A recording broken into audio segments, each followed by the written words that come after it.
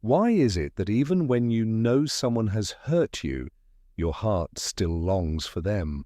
Why does every silence feel like rejection, every unanswered message like a wound reopening? Why, despite your determination to move forward, do you still find yourself glancing at your phone, secretly hoping for a sign from the very person who broke you? These questions are not accidents. They are not signs of weakness. They are the quiet echoes of something deeper within you, something your mind struggles to name, but your body feels with every breath. Don't lie to yourself. It isn't them you miss. It isn't their presence that haunts you in the middle of the night. What you crave is the illusion you built, the reflection of who you wanted them to be, rather than who they truly were. This is why your heart races at the thought of them, why your chest tightens when they're gone. You are not grieving a person, you are grieving a projection, a fantasy, a mirror of your own unacknowledged needs. And this is where Carl Jung enters the picture, not as a distant philosopher, but as a guide who understood the deepest workings of the human soul. He said, "What we do not make conscious appears in our lives as fate." Perhaps that is what you are living right now, not just heartbreak, but destiny shaped by the shadows you've avoided. This is not another video promising quick relief or shallow affirmations. This is not about pretending everything is fine or distracting yourself until the ache subsides. This is about facing the truth head-on, even when it burns, because the truth has a strange power. It wounds, but it also heals. It dismantles illusions, but it sets you free. If you are ready to step into that kind of honesty, to let Jung's insights cut through the haze of longing and confusion, then stay. The journey ahead will not be easy, but it may be the very path that leads you back to yourself. You think you miss them, but what if I told you it was never really them at all? Think about it. The late-night conversations, the way you felt complete in their presence, the sense that finally someone understood you. Were those moments truly about who they were, or were they about what you wanted them to be? We fall into the trap of believing we are in love with a person, when in reality we are in love with a reflection, a carefully crafted image stitched together from our deepest longings and unhealed wounds. This is why letting go feels impossible. You are not losing them, you are losing the version of yourself you saw in their eyes. Carl Jung called this psychic projection, the unconscious act of placing onto another person the qualities and desires we have not yet owned in ourselves. When you fell for them, you weren't just seeing them, you were seeing fragments of your own soul, pieces you didn't even realize were missing until they appeared in someone else. That intoxicating pull wasn't about their essence, it was about your projection. And that's why love sometimes feels more like obsession, because you're not simply clinging to a human being, you're clinging to a fantasy, and fantasies are impossible to release. They live in the imagination, they feed on longing, they thrive in absence. This is why even after betrayal, even after the pain of rejection, part of you still yearns for their return. It isn't rational, and that's exactly the point. It was never rational to begin with. Emotional dependence disguises itself as love, but what it really reveals is your hunger for completion, for someone to hold the parts of you you have not yet claimed. And here lies the paradox. The more you chase it in them, the further you drift from yourself. So when you replay old memories in your head, when you revisit conversations as if they were sacred scripts, recognize that you are not missing a person. You are missing a story you wrote without realizing it. And like all stories, it can be rewritten. But to do that, you must first understand why these illusions grip you so tightly and why, without confronting them, you will continue to mistake the need for love and fantasy for reality. The answer lies deeper still, and it begins with seeing heartbreak not as an ending but as a mirror reflecting back to you what was hidden all along. Heartbreak feels like death, doesn't it?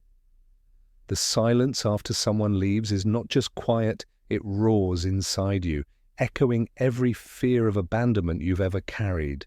The rejection slices deeper than logic can explain because it doesn't only remind you of losing them. It awakens every old wound you thought you had buried. And this is why heartbreak is never just about a person walking away. It is about what their absence reflects back at you. It is a mirror, brutally honest, showing you all the parts of yourself you never wanted to face. When you look into that mirror, you don't just see pain, you see your history. You see the little child who felt unseen, the teenager who thought love had to be earned, the adult who shaped themselves to avoid rejection at any cost. Every heartbreak is like a floodlight revealing the cracks in the foundation of your soul. That's why it feels unbearable. It isn't simply the loss of someone's affection. It is the sudden confrontation with your own unmet needs and unresolved wounds. Jung believed that what we avoid in ourselves inevitably returns in the form of fate. And heartbreak is often that fate knocking at your door, refusing to be ignored any longer. The longing, the sleepless nights, the emptiness, they are not punishments, they are signals. Your psyche is forcing you to see what you've hidden away. It is dragging to the surface the very truths you've been running from. And though it feels cruel, this is its strange gift. Because until those wounds are seen, until you have the courage to look into that mirror, you will keep repeating the same patterns with different faces. This is why heartbreak can be sacred. It is the soul's intervention, a painful invitation to growth. The rejection that feels like death is also a rebirth waiting to happen. The loss of someone else is the opening for you to finally find yourself. But to accept that invitation, you must be willing to stare into the mirror and not look away. Because what that reflection reveals is not only your pain, it is the key to why you love the way you do, why you cling the way you do, and why the cycle of hurt keeps repeating. And if you dare to keep looking, you'll see that the mirror doesn't just reflect wounds. It reflects the doorway to the shadow, the hidden part of yourself that explains everything. We all wear masks. At first, they feel harmless, even necessary. You smile when you don't want to. You say yes when everything inside you is screaming no. You stay quiet when your soul aches to speak. You convince yourself it's easier this way, that love requires compromise, that keeping the peace is worth losing a little piece of yourself. But over time, those small sacrifices pile up, and before you know it, the mask has grown heavier than your own skin. Jung called this mask the persona, the version of ourselves we construct to survive in a world that constantly demands approval, validation, and belonging. You may believe you are being loving, but in truth, you are being conditional with yourself. Every time you mold who you are to fit someone else's desires, you drift a little further from your essence. You become what they want instead of who you are. And at first, it works. They smile at you, they choose you, they stay close. But slowly, you start to notice the cost. You silence your needs to avoid conflict. You dim your light to make sure theirs shines brighter. You begin to disappear piece by piece, and you tell yourself that as long as they remain, the sacrifice is worth it. But this is the trap, because the persona can win you attention, but it can never give you love. It is only a performance. And a performance always demands more. You cannot breathe as the mask grows tighter. You cannot rest when every gesture is calculated to please. And so the relationship that once felt like salvation starts to feel like suffocation. You are no longer with them, you are with the mask you've built for them. And when you live behind that mask long enough, you forget who you are without it. This is why relationships marked by dependency feel like prisons. You are not trapped by their presence. You are trapped by the role you created the false self you thought would guarantee affection. But the tragedy is this: the more you perform, the emptier you feel, because no amount of external validation can ever replace the self you've abandoned. The mask may hide your wounds, but it also hides your soul. And the longer you wear it, the louder the conflict inside becomes. That inner tension is not weakness. It is your psyche trying to break free. And if you've ever wondered why anxiety grows stronger the more you cling, it is because the mask is suffocating the self that refuses to stay buried. Anxiety is often treated as the enemy, a flaw to be fixed, a weakness to be hidden. You feel the tightness in your chest, the racing of your heart, the sleepless nights when your mind spins in endless circles, and you tell yourself something is wrong with you. But what if it isn't wrong?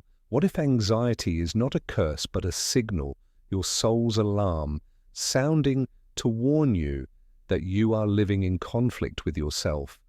In toxic relationships, anxiety is not random. It arises when the person you present to the world collides with the person you have buried inside.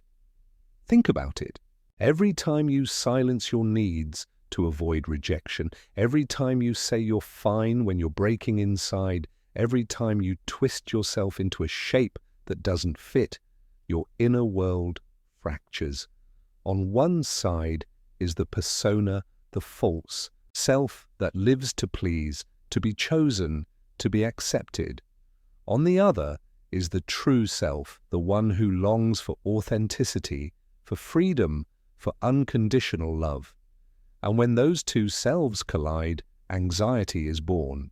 The pounding heartbeat, the constant emotional vigilance, the gnawing fear of abandonment, these are not random symptoms. They are the voice of your psyche demanding to be heard. Jung understood that when we repress parts of ourselves, they do not vanish. They retreat into the unconscious, where they grow louder in the dark. Anxiety is their cry for recognition. It is the signal that the balance between who you are and who you pretend to be has broken. The more you deny it, the louder it becomes. You can reply to every message, beg for every crumb of attention, cling to every promise. But none of that soothes the unrest inside, because the problem was never the other person. The problem is the disconnection from your own essence. This is why anxiety lingers even when the person returns, even when they reassure you, even when they say the words you long to hear. The relief lasts only moments before the fear rises again. Because the real conflict has nothing to do with their presence or absence. It has everything to do with the fracture inside you. Anxiety is the psyche's attempt to restore wholeness, to force you to notice what you've tried to bury, your anger, your sadness, your unmet needs. Imagine it like this: your soul is banging on the walls of a house that no longer fits, shaking the foundations to get your attention. And as frightening as it feels, that shaking is not your destruction. It is your awakening. The panic, the dread, the obsessive thoughts are all invitations to stop running from yourself. They are signs that the mask is suffocating you, that the self you've abandoned refuses to remain silent. And until you listen, until you turn toward the very parts you fear, anxiety will stay by your side like a relentless companion. But there is a deeper layer still. Anxiety is not only a signal, it is also a doorway. It is the threshold between the life you perform and the life you were meant to live. And beyond that threshold lies the shadow, the hidden part of you that explains why you keep returning to the same kind of pain, why the cycle repeats, why you fall for those who hurt you. To understand that, you must be willing to step through the fear and face what you've tried so long to deny. You may believe that you choose your relationships consciously, that you fall for someone because of who they are, because of their charm, their intensity, their attention. But what if I told you that, more often than not, it isn't you making the choice at all. It is the hidden part of your psyche, the part Jung called the shadow, the collection of everything you were told not to be, everything you were taught to suppress, everything you decided was too ugly, too dangerous, or too shameful to show the world. And though you bury it, the shadow doesn't disappear. It waits, it watches, and in silence, it directs your life. Think back to the patterns you've lived through. How many times have you found yourself drawn to the same kind of person, even when you swore you'd never repeat the mistake? You leave one relationship only to find yourself in another that feels hauntingly familiar. The names and faces change, but the cycle remains. You give too much, you shrink yourself, they withdraw, they wound, and still you cling. This isn't bad luck. This isn't fate in some mystical sense, or this is your shadow calling the shots. Jung said, until you make the unconscious conscious, it will direct your life and you will call it fate. So why does the shadow lead you to pain? Because what you repress demands expression. If you deny your anger, you are drawn to someone who embodies aggression. If you bury your longing to be seen, you are pulled towards someone who withholds attention. If you silence your own hunger for control, you end up with someone who dominates you. The shadow has a cruel kind of wisdom. It attracts to you exactly what will force you to face what you have buried. You hate in them what you cannot accept in yourself. You love in them what you have abandoned in yourself. It feels like chemistry, destiny, passion, but it is repetition. A cycle designed not to punish you but to wake you up. This is why so many people fall for narcissists, manipulators, or partners who are emotionally unavailable. They are not accidents, they are mirrors. They reflect the wounds and traits you've exiled from your conscious identity. Deep down, you may fear your own selfishness, so you choose someone who embodies it in extreme. Deep down, you may long for freedom, so you submit to someone who withholds it. These patterns feel magnetic because they are charged with unconscious energy. The shadow is pulling the strings, and you, unaware, believe it is love. And here is the confrontation you cannot avoid. As long as you refuse to face your shadow, you will continue to repeat the same story. Different actors, same script. The heartbreak will arrive again, the anxiety will return, the same desperate questions will surface. Why me? Why does this always happen? But the answer is not in them. It has always been in you. The cycle will not end until you turn inward and admit that part of the chaos comes from within. Jung warned us, what you resist persists.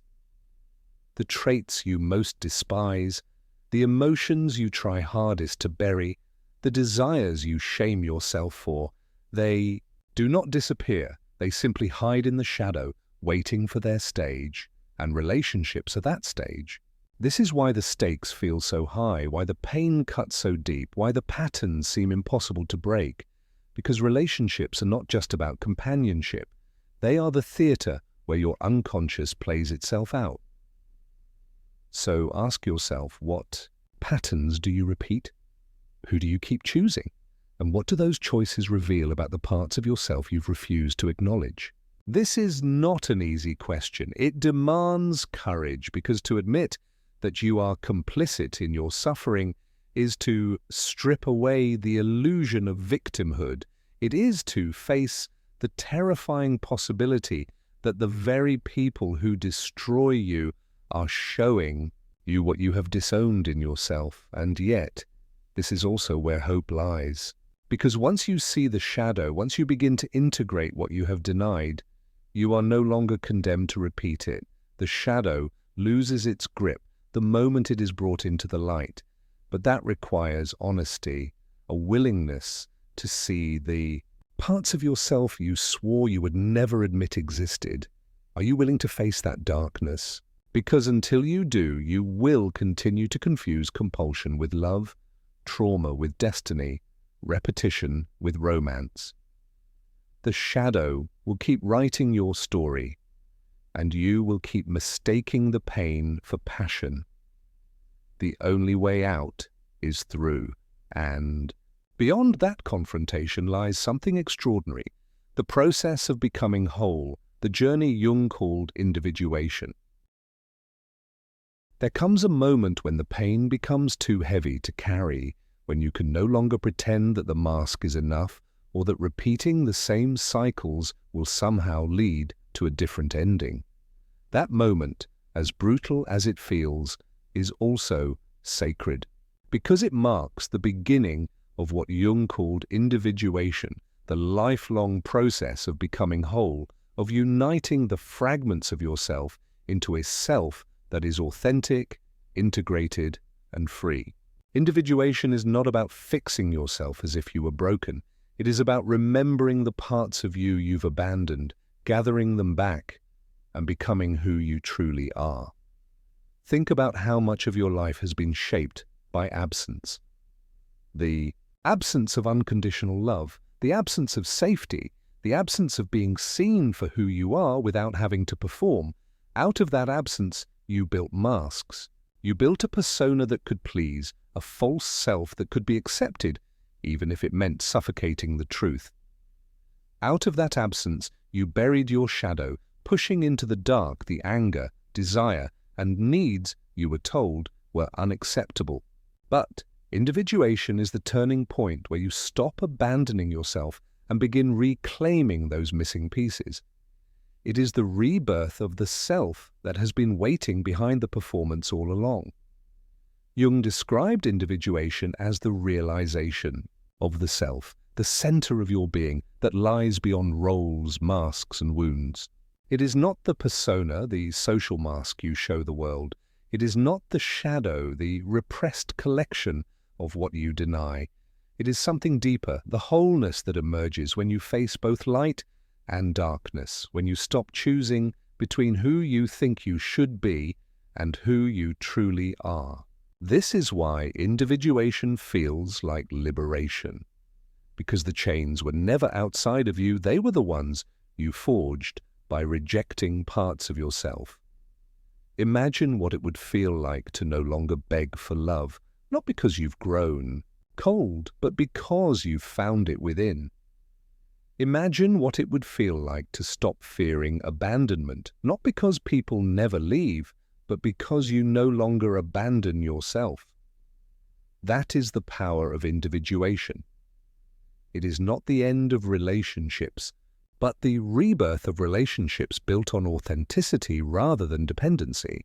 You no longer enter them with the desperation to be completed, but with the fullness of someone who already knows who they are. This process is not gentle.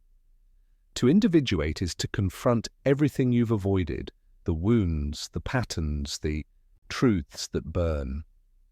You may grieve the illusions you once clung to, the fantasies that gave you temporary comfort.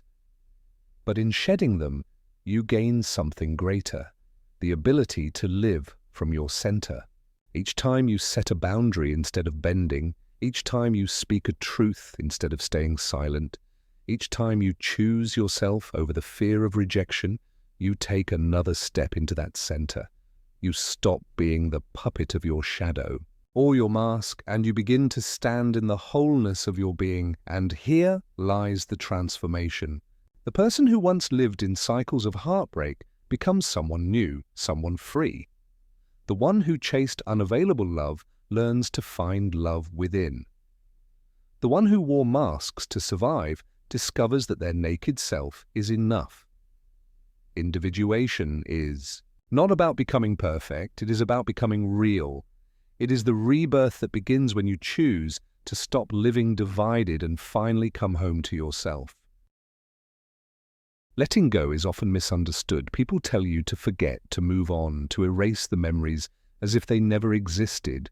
But letting go is not about erasing, it is about mourning, because what binds you is not only the person, but the dreams you built around them, the expectations that never materialized, the version of love that lived more in your imagination than in reality. And grief is the natural price of release. You are not just saying goodbye to them, you are burying the illusions that once felt like home. It hurts so much because part of you believed those fantasies were your future.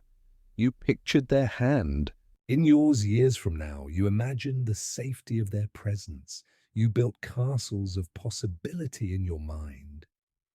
When they leave or betray you, those castles collapse and you are left standing in the ruins. This is why heartbreak feels heavier than the person themselves.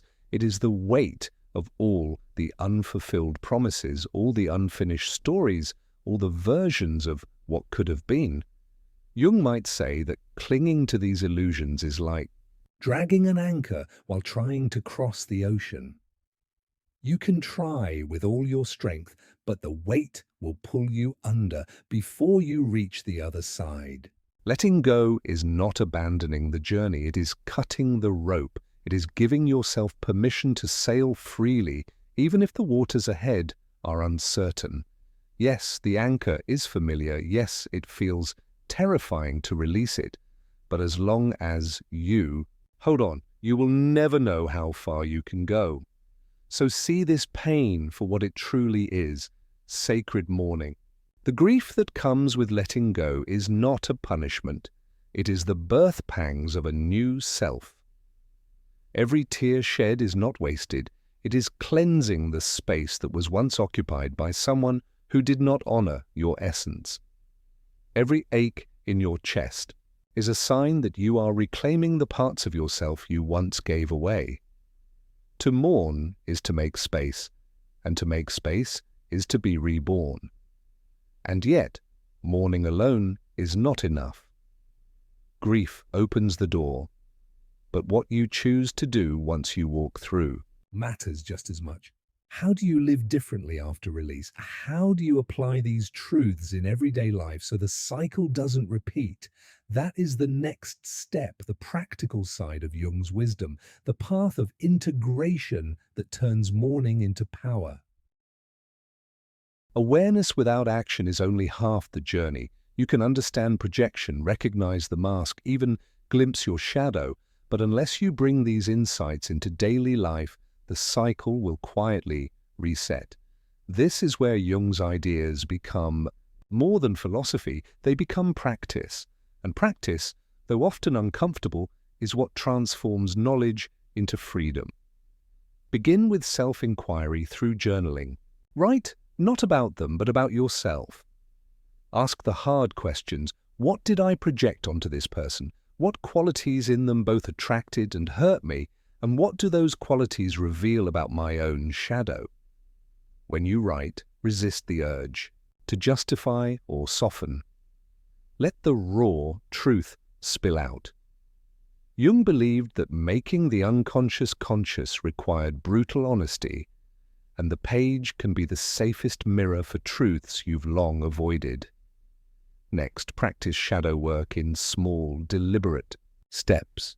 When you feel jealousy, anger, or desperation rising, instead of suppressing it, pause and ask, what is this emotion trying to show me about myself?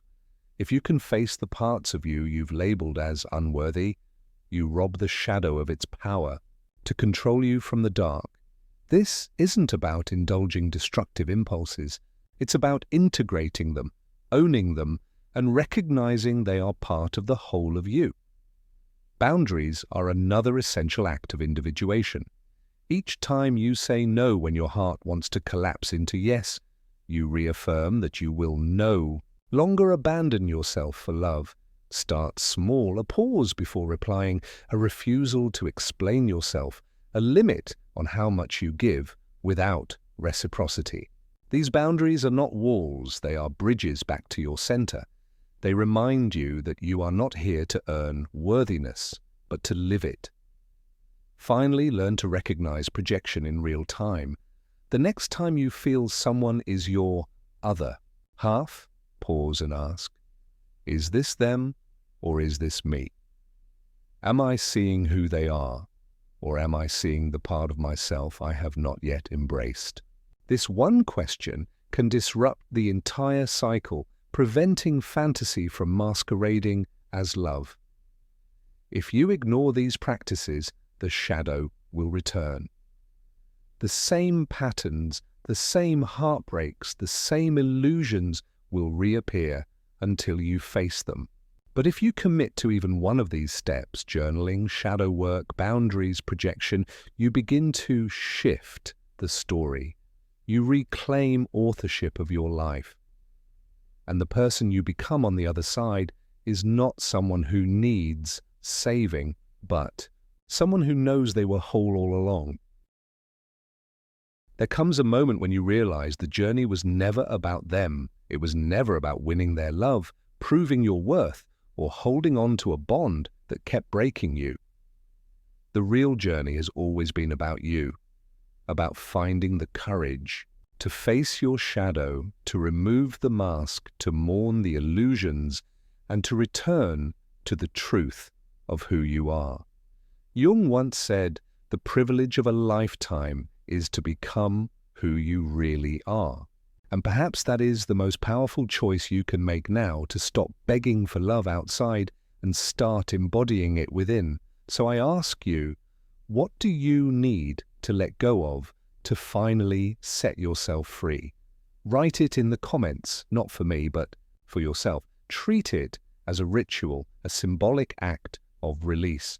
When you put those words into writing, you are not only declaring it to the world, you are declaring it to your own soul. And as you read the comments of others, you will realize you are not alone. There are countless people walking the same path, learning the same lessons, reclaiming the same lost parts of themselves. If this message resonated with you, if it touched something deep inside, then I invite you to join this community. Subscribe, stay connected, and keep walking with me through these difficult but transformative truths. Because this video is not the end of your journey, it is only a beginning. The next step, the next insight, the next layer of yourself is waiting. And perhaps the very next video will hold the piece you didn't even know you were missing.